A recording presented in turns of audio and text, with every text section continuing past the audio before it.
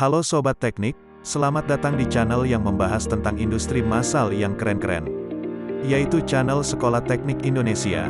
Kali ini, kita akan belajar bagaimana kaleng minuman yang sering kita jumpai diproduksi secara massal. Keren loh guys, dalam 1 menit bisa jadi 2000 kaleng. Menarik bukan? Mari kita mulai.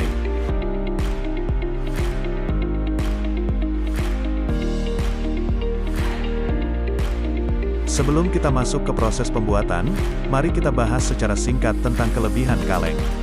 Yang pertama, kaleng minuman dapat didaur ulang karena terbuat dari material aluminium. Kedua, kedap cahaya. Kita tahu bahwa cahaya dapat memberikan potensi tumbuhnya mikroba. Setelah kita tahu tentang kelebihan kemasan kaleng, mari kita masuk bagaimana cara membuatnya, dari bahan baku gulungan besar koil aluminium menjadi kaleng yang siap diisi minuman.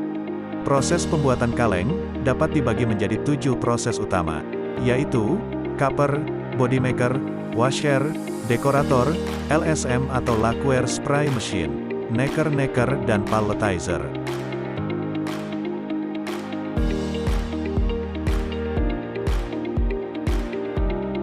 Gulungan koil yang besar dimasukkan ke mesin uncoiler dan diteruskan menuju mesin cupper.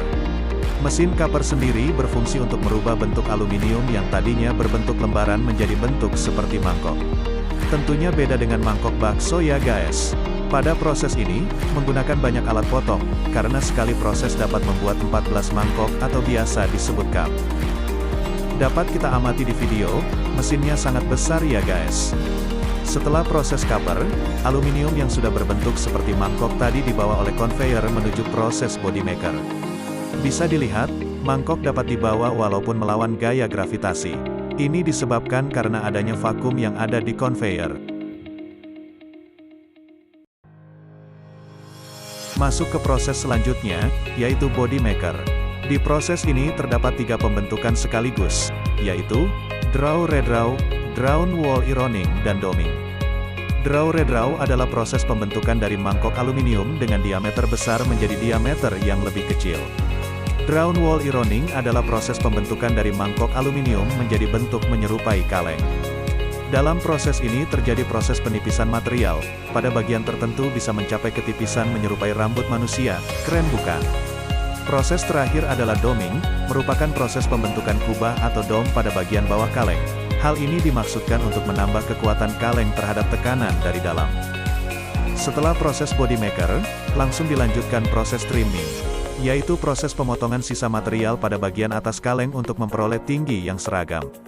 Setiap proses pembuatan kaleng selalu diperiksa kualitasnya secara berkala dengan alat yang canggih pula untuk menjaga kualitas kaleng dan mengurangi kegagalan produksi di proses selanjutnya.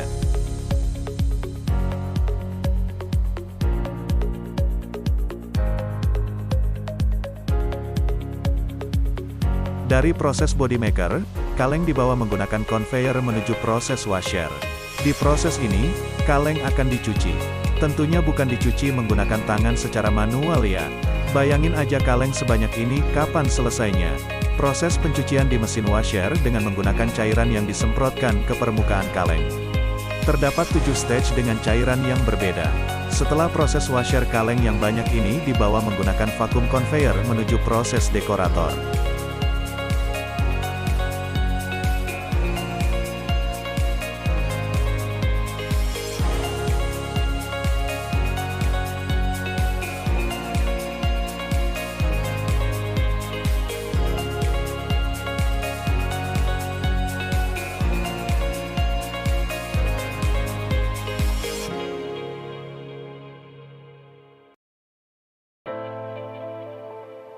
Lanjut ke proses dekorator. Seperti namanya, proses dekorator merupakan proses dekorasi kaleng atau mencetak gambar maupun tulisan yang diinginkan di permukaan kaleng. Kecepatan mesin ini bisa mencapai 2000 kaleng tiap menit. Keren bukan? Indonesia juga memiliki perusahaan kaleng seperti yang terdapat di video. Keren ya guys, anak bangsa bisa produksi kaleng dengan mesin canggih. Kita harus bangga dengan produk anak bangsa.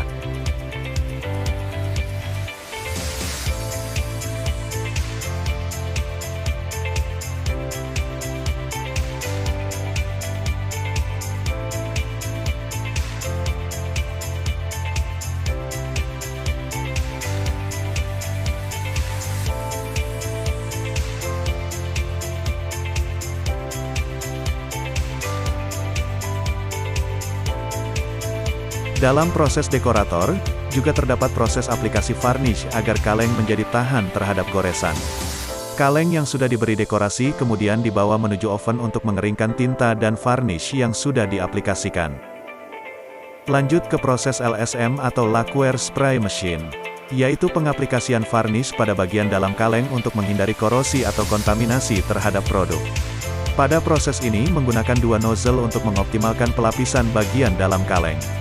Setelah proses LSM, kaleng kembali masuk ke oven untuk mengeringkan aplikasi varnish.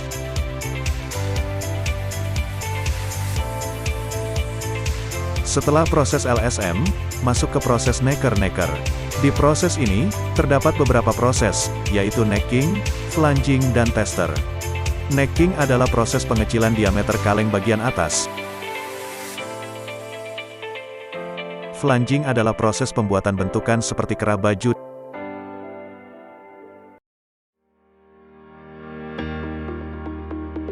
Dan tester adalah proses pengecekan kualitas kaleng menggunakan kamera dan cahaya.